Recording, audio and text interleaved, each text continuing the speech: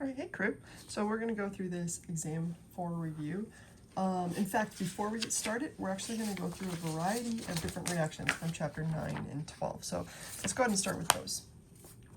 All right, so from chapter 9, we talked mostly about alcohols, and we're gonna separate alcohols into two different groups, primary and secondary or tertiary.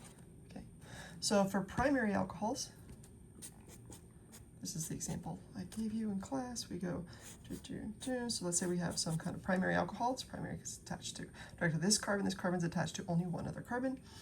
And it's gonna go through several different reactions, can cause an E2 product. So if you remember an E2 product, if this is our alpha carbon, this would be our beta carbon, so it forms a double bond between those. Now what causes an E2 reaction could be one of three things: H2SO4, TSOH, or POCl3. So if you remember PO, we said it pulls off. With H2SO4, it first grabs that hydrogen, allowing that leaving group to leave, and then the HSO4 comes back and acts as a base. Okay. And all of these, again, would be E2 reactions. The other thing that can happen for primary is an SN2 reaction. And the following can cause an SN2 reaction. If you remember, an SN2 reaction, we're always going to get the inversion product. So if there is some stereochemistry, there will be an inversion. So we're going to get some kind of X here. And that X depends on a few factors. The first is if we have some kind of HX thing. So that's where that says Br or Cl. If it's Cl, so if it's HCl, for a primary, you need to add some zinc chloride. Okay, and that just allows, that just forces the reaction to occur. It's not actually used up in the reaction. Okay, and we also need to add some, you could also add SOCl2. If you remember, we said SO, we can kind of remember like it sews on a chlorine. So in this case, the X would be a chlorine. Or, I don't want you to think you need all three of these, they're all just different. Or you can do some kind of PBr thing, PBr3. And in this case, it would form a Br, a bromine, on place of that X. Okay, so that was chapter 9, alcohols with primaries. Then we also had the secondary reactions. There were a few of them. So if we have some kind of R group, I don't know what that R group is, let's make it an ethyl, and this is alcohol. So we have a secondary alcohol. There are a few reactions that can result, should do a better job there. There are a few reactions that can result in an E reaction. So that most substituted spot would be right there.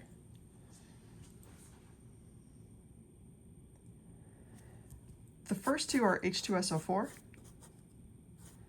and the other one is TSOH. And both of these would be E1 reactions, meaning it pulls off the hydrogen first, this becomes a carbocation. Or you could use POCl3, and this forces an E2 reaction. The good thing is it really doesn't matter if it's E1 or E2, at the end you get the same product. But for SN1, SN2, which we're about to incur, that does matter. If you use some kind of HX, in this case, if it's HCl, you don't, or yeah, if it's HCl, you don't need zinc chloride, you can just do HCl. Let me show you the product real quick. You get the ethyl group and X there. This would be an SN1. Don't forget that that means if it happened to be, if there happened to be stereochemistry, it would be racemic. When we did these SN2s up here, remember this causes the inversion. So if something starts on a wedge, if alcohol starts on a wedge, the X will end up on a dash. Here you'll get wedge and a dash. You'll get both of them if there's stereochemistry. And here we could also use SOCl2, just like above, or PBr3. But these two are SN2. Okay, so you'll also get the inversion only.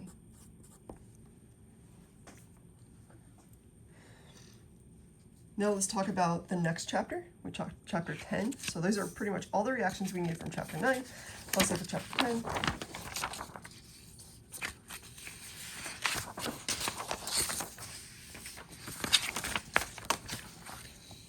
So if we have some kind of alkene, so here we were talking about addition reactions. So if we take this alkene, we're going to go through a series of reactions that can occur. The first, if we react it with HX, where X again is Cl or Br,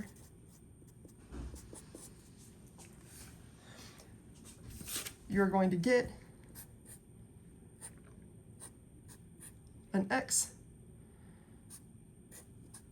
and it's going to be on the more substituted thing.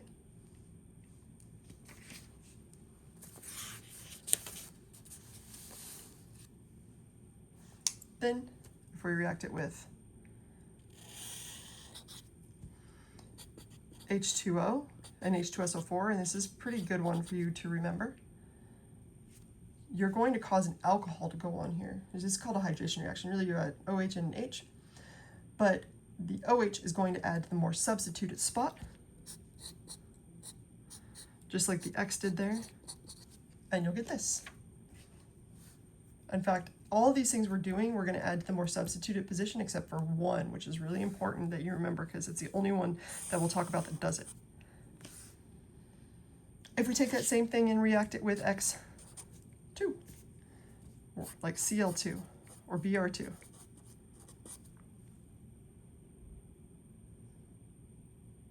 we will get two X's, one there, and we have to force one on the less substituted one. But if we break that thing up and we say, we're also going to add some water to it. Whenever you think water, y'all, think add OH, okay? So you're thinking about adding an OH. So here, right, we added water to our H2SO4 and boom, we added an OH. Here we're adding water to our X2, so we're going to add an OH. So instead of two X's, we'll have one that's an alcohol and one that's an X.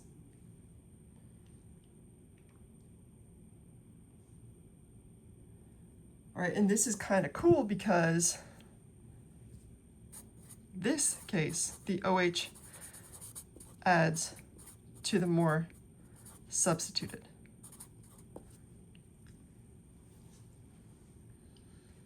The other thing that I'm not doing a very good job of here is talking about stereochemistry. So I'm actually going to go back to this one where it will matter. So in this one, the X that adds, if this X is on a wedge, I'll put that on a dash. If this X is on a wedge, this one must be on a dash. So these are going to be anti-periplanar.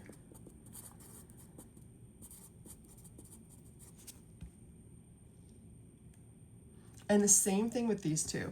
If this, let's say that's on a dash, if this ends up on a wedge, this will be on a dash. And these two will be anti-planar. And you'll also get the enantiomer, periplanar. Okay. So you'll get two products. You'll get this one, and you'll get the other one, where the methyl group's on a wedge, the X is on a dash, and this X is on a wedge. Here, the same thing, you'll get the enantiomer as well.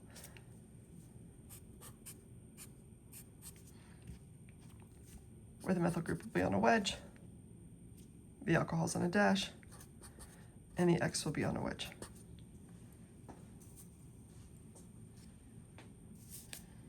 Okay, so going back to the big take home point here, we added X2, so we added two X's. Here we added X2, but we threw in some water. When we add in water, we think OH, so we also added OH, and the OH has to go in the more substituted position.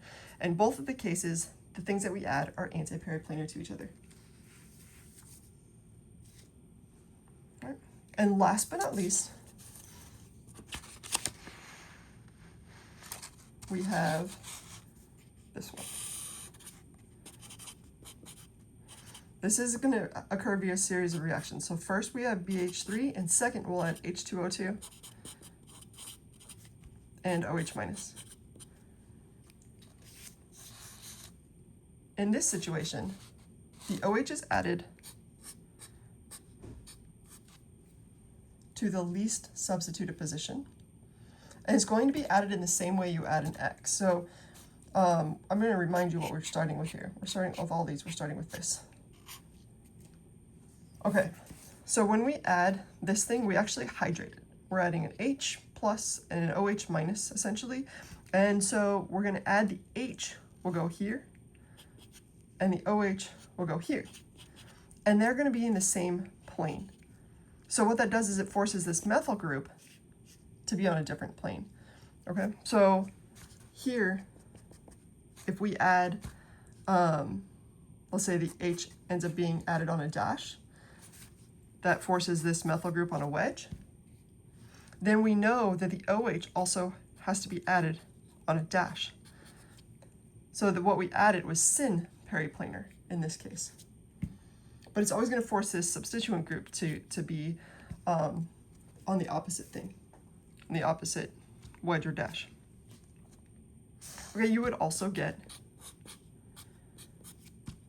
the methyl group on a dash and the OH on the wedge. And again, the most important focus of this is that these are both added to the least substituted spot.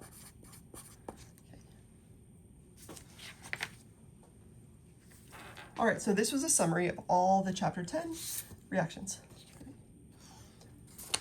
And I had this handout in classware. I'm gonna go through all of them. I'll make sure to post that as well. Okay, so now we can go through this review, now that we have these down. Let's start by naming alcohols. Okay. Here we go. 1, 2, 3, 4, 5, or 1, 2, 3, 4, 5. Alcohol needs the lowest group. The OH takes priority and needs the lowest number, but in both cases we get 3. Okay. So because in both cases we get 3, this is our 3. To get the lowest number overall, we go this way. So this would be 1, 2, 3, 4, 5, giving us 2 methyl groups. So we have to tell the position of each methyl group. There's 2, 2, dimethyl. Now hopefully you agree this is a pentan. We don't put an E on it yet because we're not done. The E is like a period. It's like, hey, we're done with this. And then we have to point out the fact that on the third thing, there's an alcohol. If you want help with the naming, I suggest going back to the original lectures. And then we also posted like an organic chemistry instructor going over EZ naming. So I don't need to reinvent the wheel and make this a 2-hour-long lecture. All right, but I did like that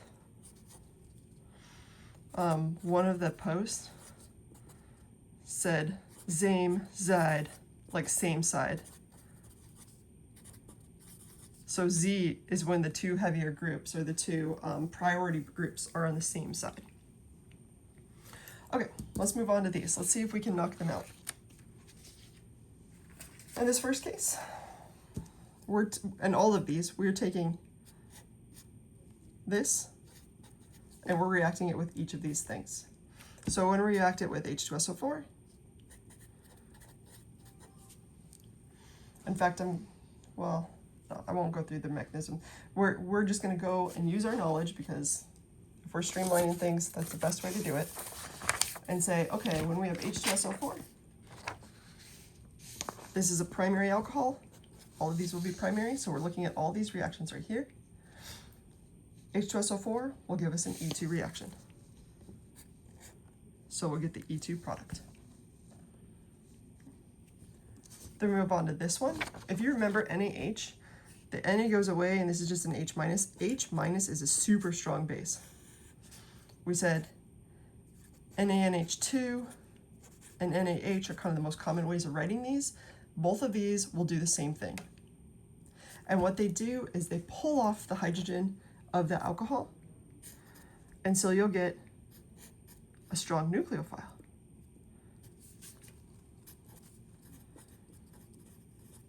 Which should take you back to chapter 7, where we're doing substitution reactions. It's also a strong base, so it can take you back to chapter 8, where we do E reactions. So once we make it a strong nucleophile, there's a lot we can do with what we already know. Then we have HCl and zinc. Chloride, if you remember a primary alcohol, if we have HCl, we got to make sure to add zinc chloride, and you get a substitution reaction. So we'll get that. Just adding Cl. Same thing with HBr. So here, if we had HBr, you would get a bromine in that place. So all of these reactions, this is SN2, this is SN2, so you'd have the inversion product. Here we have SOCl2. SO, we said SO's on a chlorine, so we'd get a chlorine. This would also be SN2. PBr3, same thing, we're putting on a bromine.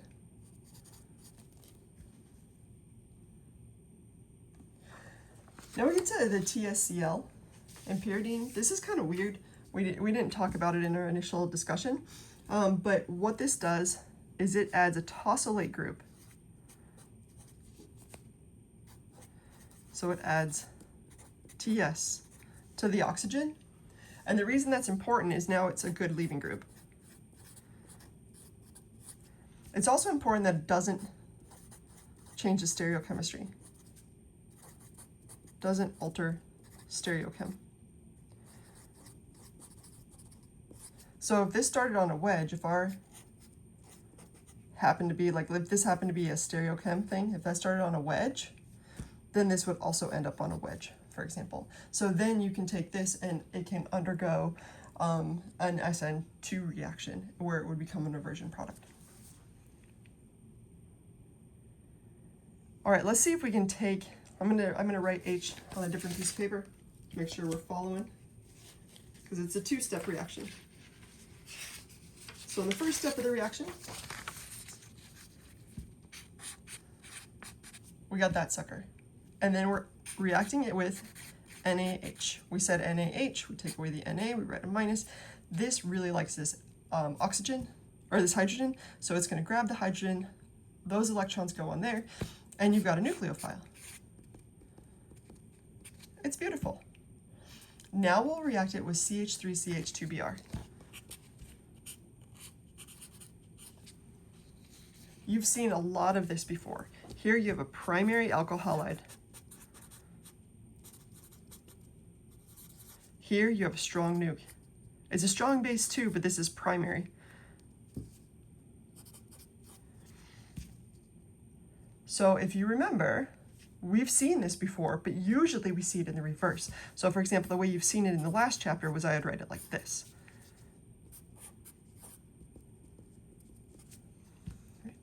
But now it looks like this is the same exact thing. And you know that this nuke's gonna grab that, and that falls off.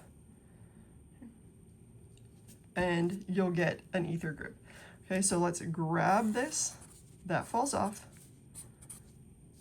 and then you'll get an ether. Oh, and then if you're having trouble following, I'm gonna make this part blue.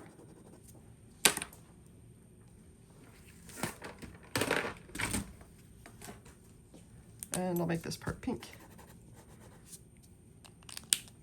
So here we have the blue, and here we have the pink. Cool. So this would be our final product in that two-step reaction here. All right, moving on to this one, and I'll also write it down here since it's two-stepper. We're taking tosylate chloride and pyridine and adding NaSH. Okay, so starting with our alcohol, again it's primary. When we react this with TsCl, we said it adds a tosylate group to that oxygen, and it doesn't change the stereochemistry, right? So just in case, let's pretend this happened to be on a wedge, even though this is not a stereocenter. We'd get OTS when we did that, and it would still be on a wedge. But then when we react it with the NaSH, which we would know would just be SH minus is the main thing. This is a strong nuke. Okay. And it will attack, strong nuke, weak base. It will attack that, that will pop off, and we'll have the inversion product here. Okay, and last but not least, we have the POCl3 with pyridine. We said PO means like pulls off. Pulls off. So it pulls off the alcohol, and the resulting thing that happens is an E2 reaction. All right, let's move on to the next page.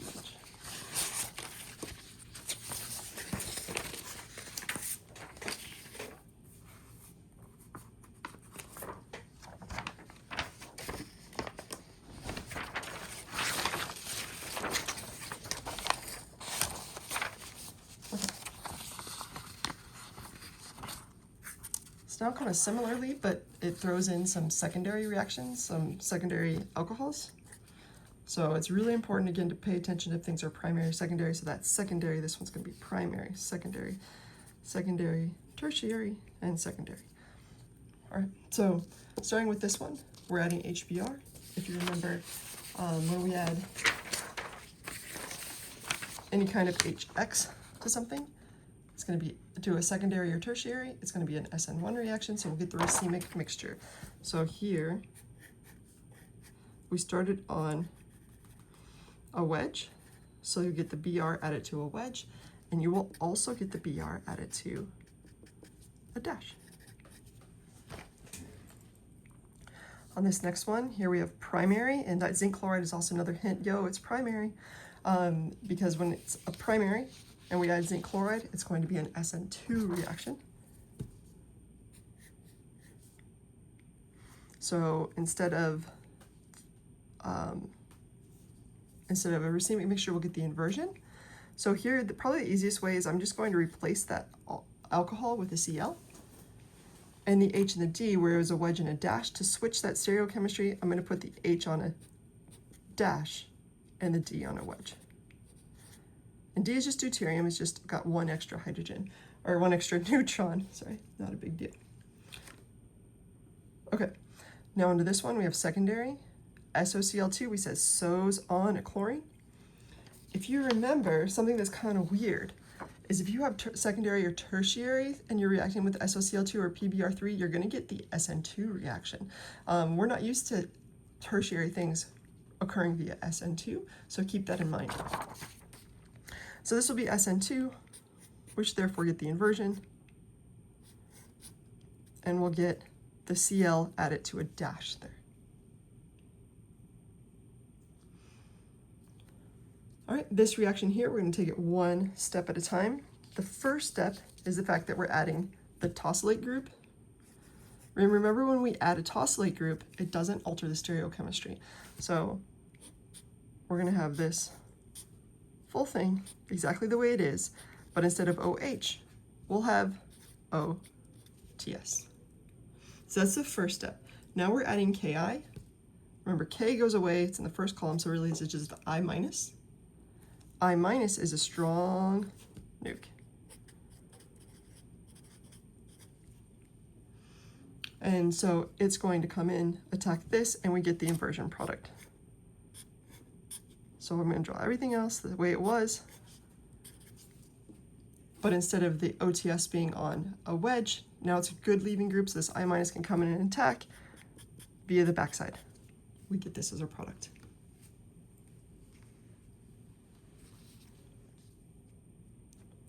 All right, on to tertiary. Tertiary alcohol. We're going to react this with HBr. And we know when we react something tertiary with HBr, you get the SN1 reaction. Any kind of HX, SN1, you'll get a racemic mixture. This methyl group over here wasn't touched, so we can just leave it the way it is. And we're going to add the Br there in place of the alcohol, and then we'll also do the diastereomer, keeping this one the same, and putting the Br on a wedge.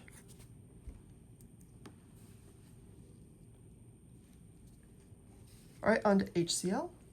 Again, HCl to a secondary or tertiary occurs via SN1. So I guess I could go write all these SN1, SN2, SN2, SN1. And this right here was an SN2, in case you're curious. Okay, so we're going to react this via an SN1. Therefore, we should do a backside attack. So we'll get the ethyl group there, didn't change. And instead of the alcohol on a wedge, we'll put the Cl minus, or the Cl on a dash. Okay, on to synthesis. Synthesis reactions generally have a few things in common. They might seem like they come out of nowhere, but there's usually kind of a pattern you can follow. So we're going to start by looking at that pattern. The first thing I want you to do is find the main chain. What you started with what you ended with. Find the commonalities. So we started with 5 carbons here, we ended with 5 carbons. That means those 5 carbons were there the whole time, most likely. The only thing we did is we took an OH, which was here, on this carbon, and we moved it over here. Anytime you move one substituent, whether that's going to be alcohol, a bromine, an ether group, I don't care what it is, anytime you move one thing from one carbon to another carbon, you're always going to first do elimination reaction. So when a substituent moves, start with elimination.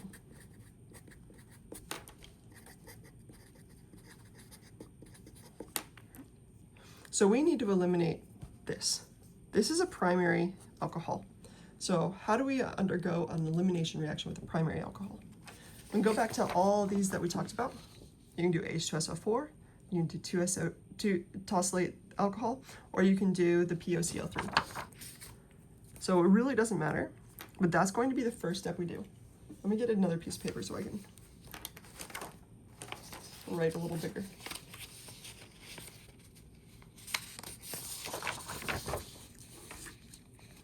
So we're starting with our outline here, and you can do TSOH or POCl3, pull it off, or H2SO4 tends to be one of the more common ways to do it just because it's cheaper. And all of these will result in the same product. All right, so now we're here. Now we just need to add an alcohol back to a double bond. Well, it's also important to note that here it's secondary. So we've done some sort of reaction that added it to a more substituted position than it was before. So then you go to the next reactions we looked at, which were those addition reactions.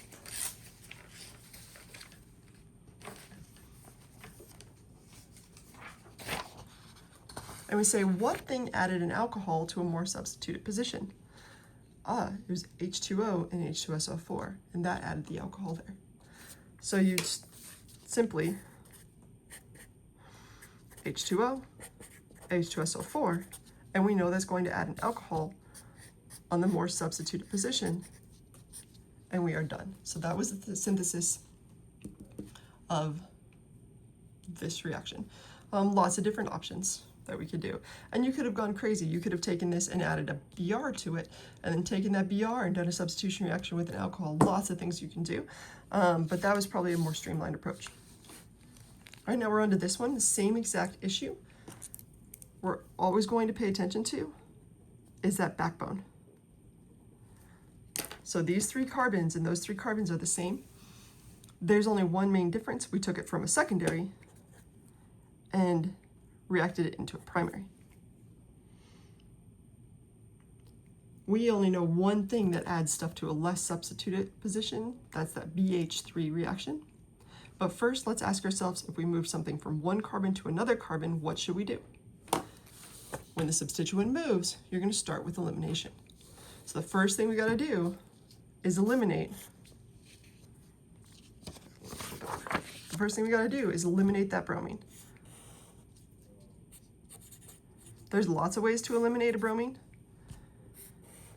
and you learn them all in chapter 8. So if you have a secondary, you can use DBU. You could use any strong base at all that you want to, but if you want to make sure that it's your main sole product, DBU, terbutoxide, etc. Anything that's a bulky base will take that off and result in this. Now we need to add something here. This can be really fun. We know, again, the only way to add something to a primary position that we talked about in these chapters is this one. And it adds an alcohol to the least substituted thing. So BH3, H2O2, and OH minus.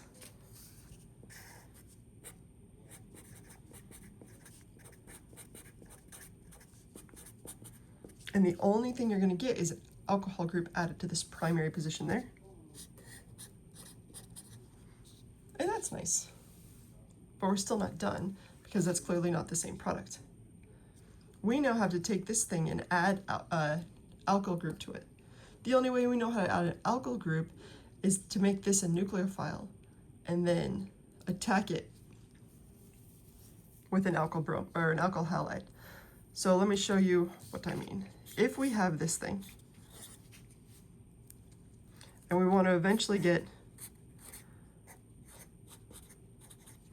this, we can make this thing into a nucleophile, this one into a nucleophile that looks like this, and it can attack this piece right here. So in order to get this into a nucleophile that looks like this, do you remember what we have to add? That's where we can add the NaH or NaNH2. That makes it a strong nuke. So now this is a strong nuke. If it's a strong nuke, it can attack this piece plus a bromine on it, or a chlorine on it, or an iodine on it. So the most common thing we had in chapter 7 was something like this,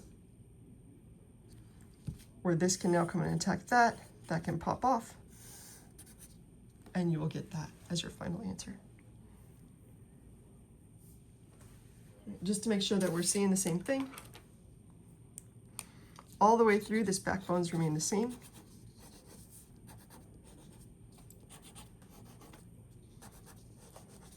Okay. And this is the CH3 that came over here. So anytime you see an ether,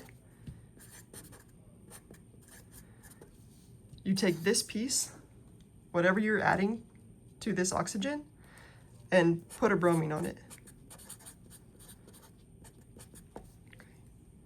Because that immediately allows either an SN1 or SN2 reaction to occur. Okay, so synthesis is fun. What you might want to consider is, can you go the opposite direction? Can you go from here and make this, for example? And same with the other one. Can you go from here and make that? That's a really fun exercise to do anytime you do a synthesis problem.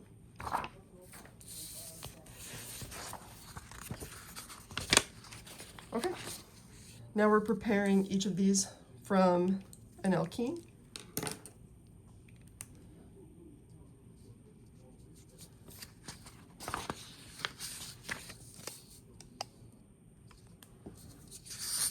So the bleed through is pretty strong on that. I'm gonna do this. Okay, so we want to add 2 Cls. If you remember, if we start with something like this and we react it with Cl2, we can add 2 Cls. For this one, this is going to be an interesting one. I'm going to take a second to talk about it. If we started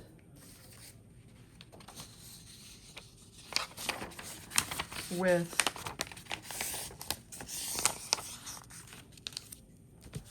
something like this,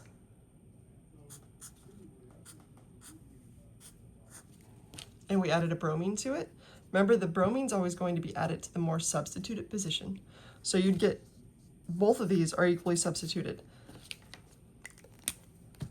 This one has 1, 2, 3 carbons attached to it, and this one has 1, 2, 3 carbons attached to it. So both of them have 3 carbons attached to it, so there is no specific way to make the bromine go just to this carbon. You'd get a 50-50 mixture. And it's not wrong, you would get this as a product, it just wouldn't be the major product. It would be a 50-50 mixture. Or if you took the same thing, but instead put the double bond on one of these, it would be forced to put it in this position because this is the most substituted. So kind of back to chapter 8 rules, it's going to go in the most substituted position right there. And that's why I'm going to start with that as my alkene. And react it with HBr.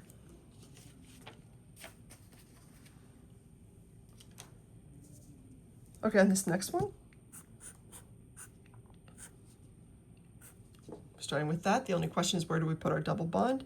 In this case, it doesn't really matter. No matter what, if you put the double bond here, here, or here, it will all give you this. So I put it there just because it looks cool there, I don't know. And we're gonna add HCl.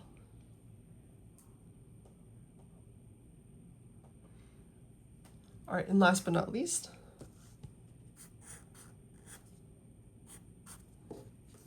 we have this. Once again, we're going to react it with HBr to put a bromine on it, but we need to find out where the double bond goes. In this case, it doesn't really matter if we put it here, here, or here. The most substituted carbon is always going to be this one. So that's why you can put it either place and you'll get the same answer.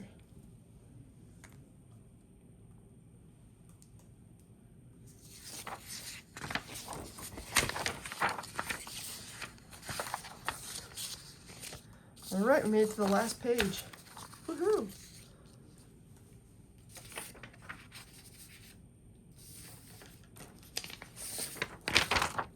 And the last page has this really fun one.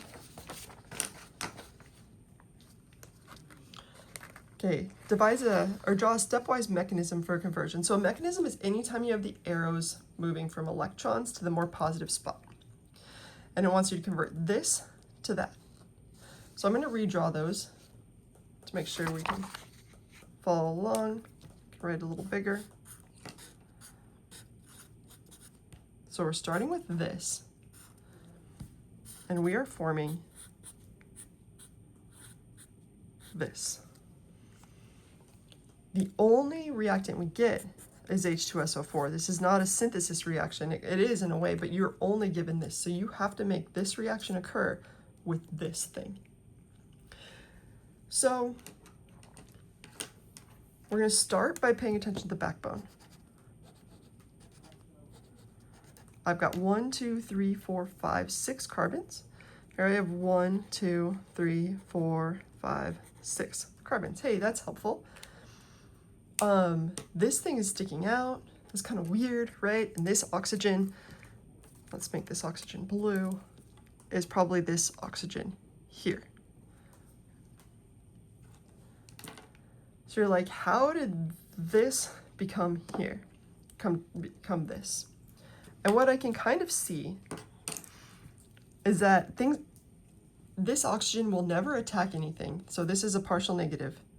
It will never attack anything unless you have a partial positive somewhere else. It is zero desire to just attack here or here or here. We can't just draw arrows randomly. If this is a partial negative, it has to be attacking something positive somewhere else. And what I can kind of see is it probably attacked this carbon right here, because that would form around and then this would be the tail. So like if this is a little tail thing, that's a little tail right there. And it kind of shows me that this thing eventually went over here and attacked this. But right now there's no reason for it to attack that, because double bonds are all full of electrons. This is really partial negative, so there's no reason for a negative to attack a negative. So we have to stop and ask ourselves, how would this thing become positive? Remember, we only have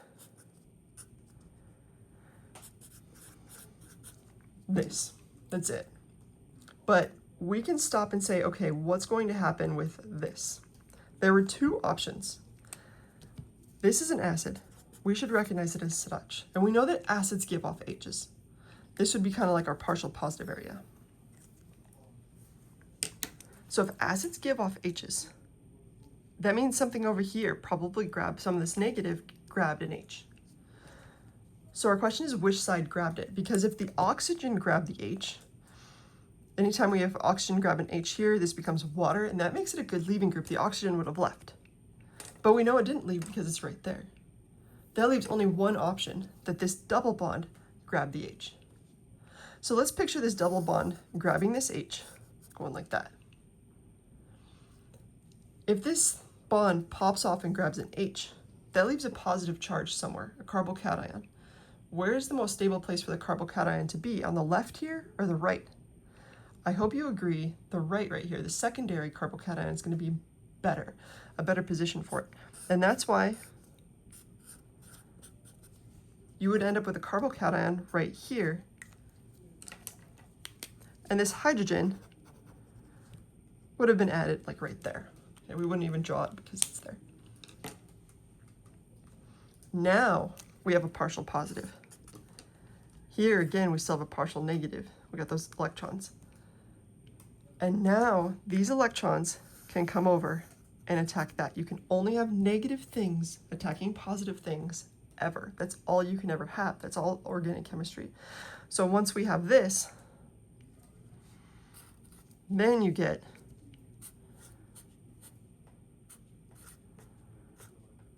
this, but this oxygen still had an H attached to it. So now it would be positive. Remember, the charge on the left-hand side has to equal the charge on the right-hand side. So here we had a total charge of positive. Here we have a total charge of positive. Now we just need to get rid of this hydrogen. We're used to that because that was all chapter 7. We know that a base, so the conjugate base of this acid, can come back and grab that hydrogen. And those electrons can go on there, and we get that final product. So the main takeaway that I want you to have from this is negative things love positive things. You can't ever have something that's not negative grabbing a positive. You're not going to have a negative grabbing a negative. That just can't happen. You can't have a negative thing just touching a neutral thing for no reason whatsoever. It always has to be a negative thing going to a positive thing.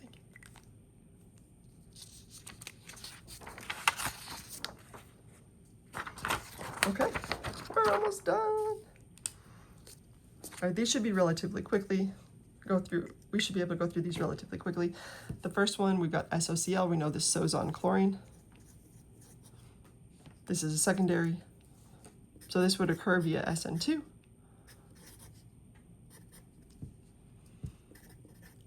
So it would have been the inversion if there had been stereochemistry. Here there is stereochemistry. We have a tertiary thing with HBr. We know that some kind of HX tertiary is going to be an SN1. So you'll get the inversion and the retention product. So this is, you can't really see it. This is Br on a dash. And you'll also get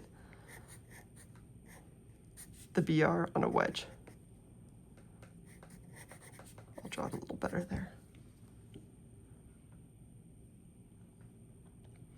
Okay, in order to remove an alcohol and result in a double bond, it had to undergo an E1 or an E2 reaction. This is a tertiary alcohol. So just to remind you, tertiary alcohols, same thing as primary alcohols, same reactants. You use H2SO4, TSOH, or POCl3, which is the only one that's E2. So I don't care which one you wrote, TSOH, H2SO4, or POCl3, and it will result in an E2 reaction. Last but not least, we have this. We just said it above. TSOH gives you an elimination reaction, and therefore we'll get an elimination product. We're going to put the double bond here, because if this is our alpha and this is our beta, our more substituted position would be there. You could have also have put it up top. It's the same answer. It's the same thing if you just flip it over. So, all right, crew, I hope this helped, and have a wonderful week.